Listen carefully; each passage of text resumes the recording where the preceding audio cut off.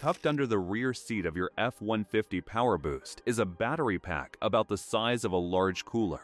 It doesn't look like much. It's a fraction of the size of what's sitting in a fully electric truck. And that small size is exactly why most owners never think about it, never read up on it, and have no idea that a handful of everyday habits are quietly working against it every single time they drive. Here's the number that should get your attention. One owner on a Ford forum described his 2021 PowerBoost running flawlessly for 30,000 miles.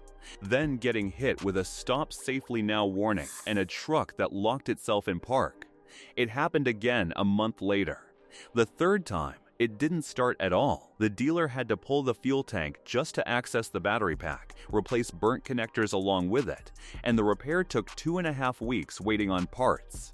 Under warranty, that repair cost Ford about $3,500. Without warranty protection, the owner was quoted roughly $8,500 for the same fix. That is what happens when this battery system has a real problem. And while that specific failure may have simply been bad luck on one truck, it's a useful reminder of something a lot of PowerBoost owners genuinely don't think about. This is a sophisticated, heavily managed lithium-ion system. And the habits you bring to it can meaningfully affect how long it lasts before you're the one staring down a multi-thousand-dollar bill.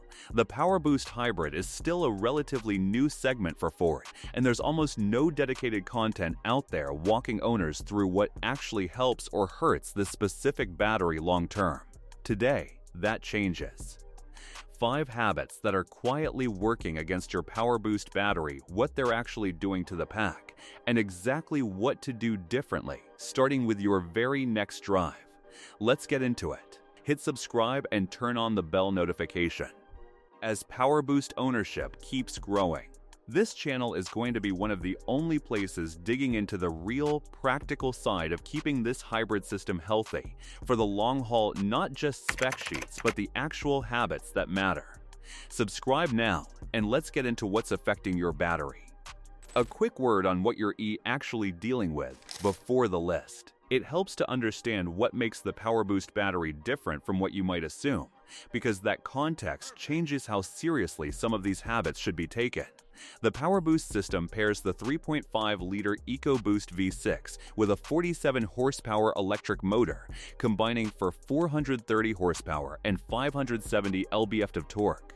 The component making that possible is a 5 kilowatt-hour lithium-ion battery pack mounted under the rear seat. That number 1.5 kilowatt-hours is genuinely small.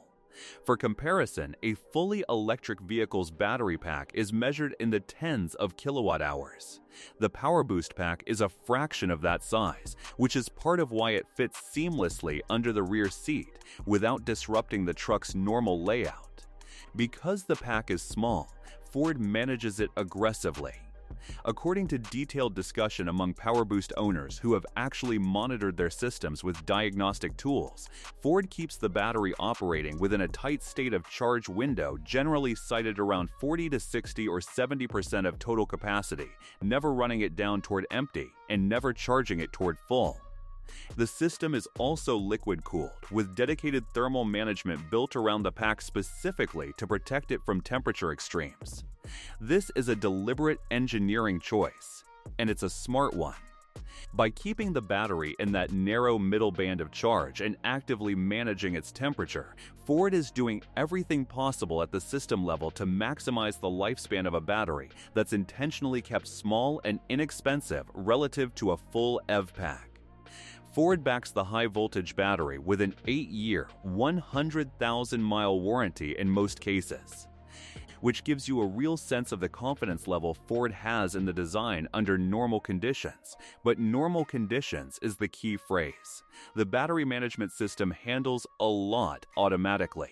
It does not erase every habit that places extra stress on the pack.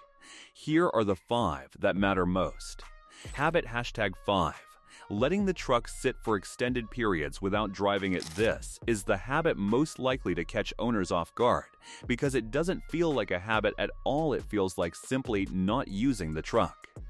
The PowerBoost's high-voltage battery manages its own charge state through the vehicle's battery management system.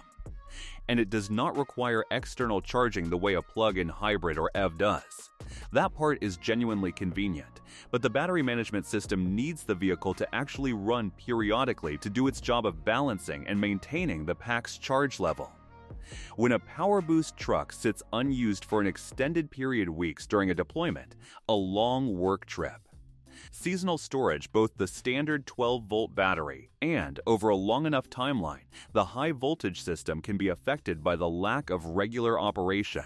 Documented guidance for long-term storage situations specifically calls out using a trickle charger on the 12-volt starting battery and periodically starting or driving the truck to allow the hybrid system to balance and maintain the lithium battery's charge state, specifically to prevent deep discharge scenarios that can affect the pack over time. Deep discharge is the technical term worth understanding here because it's relevant to lithium battery health broadly, not just PowerBoost specifically. Lithium-ion batteries of essentially every kind degrade faster when they sit for extended periods at very low charge states. Ford's active management is designed to prevent this under normal driving. But normal driving is the operative requirement. A battery management system can't actively manage anything in a truck that never gets started. What you should do, if you're going to be away from your PowerBoost for an extended stretch, don't just park it and forget about it. Have someone start and briefly drive it periodically, or follow Ford's specific guidance for extended storage, which includes maintaining the 12-volt system with a trickle charger and avoiding a complete disconnect that prevents the hybrid system from doing its normal balancing work. Habit Stack 4. Repeated hard acceleration that leans heavily on the electric motor. The PowerBoost system is genuinely fun to drive hard. The instant torque from the electric motor combined with the EcoBoost V6 produces a kind of immediate, satisfying punch off the line that a lot of owners specifically bought this truck to experience. There's nothing wrong with using that capability. It's a real feature, not an accident. But the habit worth being aware of is treating that hard acceleration as your default every single time driving style, rather than an occasional feature you reach for. Documented guidance from multiple sources covering PowerBoost battery longevity consistently identifies aggressive driving, rapid acceleration, and hard braking specifically as a factor that increases strain on the battery pack relative to smoother, more gradual driving inputs. The mechanism here is straightforward. Hard acceleration draws higher current from the battery in short, intense bursts, and repeated high current draws generate more heat within the cells than gentler, more gradual power delivery. Heat is one of the most consistently cited factors in lithium battery degradation across every application: phones, laptops, EVs, and hybrid packs alike. Ford's liquid cooling system for the PowerBoost battery is specifically there to manage this kind of heat generation, and under normal driving conditions, it does its job well.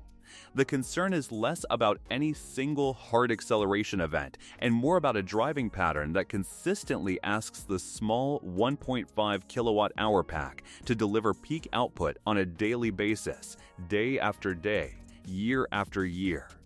What you should do: enjoy the performance that's part of why you bought a PowerBoost. Just be mindful that smooth, gradual acceleration is your everyday default, with hard launches as the occasional exception rather than the daily habit, is the pattern most consistently associated with longer battery health across the owner guidance and documentation available right now. Habit Hashtag 3. Ignoring extreme temperature exposure. Both hot. This habit is sneaky because it doesn't feel like a habit at all. It feels like weather, something entirely outside your control. But how you respond to extreme temperatures, where you park, whether you precondition the truck, how you drive immediately after a cold start genuinely affects the battery. Heat is the more universally damaging factor for lithium-ion chemistry.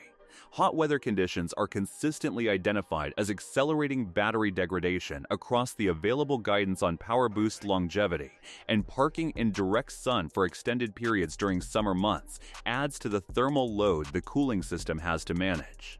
Cold presents a different but related problem. Extreme cold reduces battery capacity and efficiency in the moment, meaning the electric assist and electric-only driving range you'd normally get from the system diminishes noticeably until things warm up. Owners on PowerBoost forums have specifically described this experience directly barely getting any electric-only operation on a cold morning commute, with the gas engine running far more than expected simply because the system needs the engine to reach operating temperature before it can rely more heavily on electric assistance. This isn't necessarily the battery failing in the moment, it's the system behaving exactly as designed under cold conditions. But repeated exposure to temperature extremes, especially sustained heat, is one of the more consistently cited long-term degradation factors across lithium battery applications generally, and the PowerBoost pack is not exempt from that underlying chemistry regardless of how well Ford's thermal management system performs. What you should do: park in shade or a garage when reasonably possible, particularly during extended hot weather. In genuinely cold conditions, understand that reduced electric-only performance is the system working as intended rather than a malfunction, and consider a brief remote start warm-up on the coldest mornings to help the system reach a more favorable operating range sooner. Habit #2. Regular heavy towing and hauling without accounting for the added battery demand. If you bought a PowerBoost specifically because of the additional torque and capability it brings to towing and hauling, you are exactly the audience this habit applies to most directly. Multiple sources discussing PowerBoost battery longevity specifically call out towing and hauling heavy loads as a factor that increases strain on the battery system, alongside aggressive driving generally. The reasoning connects directly to what we discussed with hard acceleration towing and hauling place sustained higher demand on the entire powertrain, including the electric motor's contribution to torque delivery for extended periods rather than short bursts. A truck working hard to move a loaded trailer up a grade is asking the battery system for sustained higher output over minutes rather than the seconds typical of a hard launch from a stoplight. This doesn't mean you shouldn't tow with your PowerBoost towing capability is a genuine strength of this powertrain, and the system is engineered to handle it. It means that owners who tow or haul heavy loads with real regularity are placing more cumulative demand on the battery pack over the life of the truck than owners who rarely do. And that's worth factoring into realistic expectations about long-term battery health, particularly once the truck moves beyond its original warranty coverage window. What you should do: continue towing and hauling as needed. That's what the truck is built for. Just be aware that heavy, frequent towing is a documented factor in increased battery strain. And pay closer attention to any changes in hybrid system behavior or electric assist performance if you use your PowerBoost this way on a regular basis, particularly as the truck accumulates significant mileage. Habit #1. Ignoring early warning signs because the truck still runs fine. This is the habit that earns the top spot. And if this list has had a consistent theme running through every habit so far, this is where it converges. The PowerBoost system will only start and release the truck from park if the hybrid battery is functioning correctly. That's a deliberate safety design built into how the system operates. The documented failure case we open this video with is the clearest possible illustration of why early warning signs matter. The owner experienced a "stop safely now" message and a truck locked in park. It resolved itself after a couple of hours. It happened again a month later, by the time it failed a third time, and stayed failed. The underlying problem had progressed to the point of burnt connectors requiring a fuel tank removal just to access and replace the battery pack and its connections. Looking at that sequence with the benefit of hindsight, the warning signs were there well before the final failure. The first "stop safely now" event and the truck locking in park was the system telling the owner something wasn't right, and while it's impossible to know with certainty whether earlier diagnostic attention between the first and third occurrences would have changed the outcome or the cost, the broader principle holds true across virtually every complex vehicle system. Intermittent warnings that resolve themselves are not the same as problems that have resolved themselves. They're often problems that haven't finished happening yet. What you should do: any warning related to the hybrid system, any "stop safely now" message, any unusual hesitation in how the truck transitions between electric and gas power, any noticeable and sudden change in how the hybrid system behaves compared to what you're used to treat these as reasons for a diagnostic appointment promptly, not reasons to wait and see if it happens again. A battery management system warning that recurs is a pattern, not a fluke, and patterns in a high-voltage system are exactly the kind of thing that's dramatically cheaper to address early than late. Outro: none of these 5 habits are exotic, and none of them require you to baby your truck or stop using it the way you bought it to be used. Drive it, tow with it, enjoy the performance. The PowerBoost battery is a genuinely well-engineered, heavily managed system, backed by a substantial warranty, and most owners will never have a serious problem with it.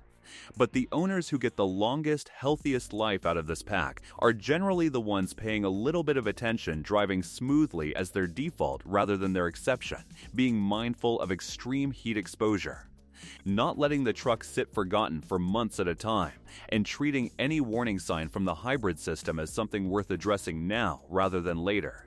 This segment is growing fast, and there's surprisingly little dedicated content out there actually walking through what helps this specific battery long-term. If this gave you something genuinely useful for your PowerBoost, hit the like button and subscribe so you don't miss what comes next. Now here's my question for the comments.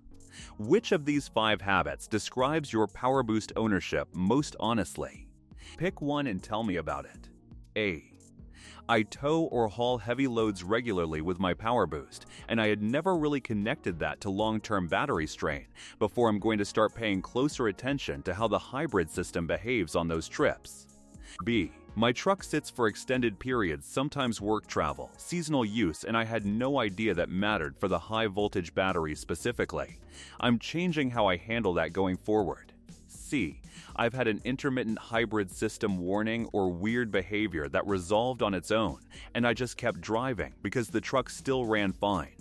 After hearing that forum story, I'm getting it looked at now instead of waiting.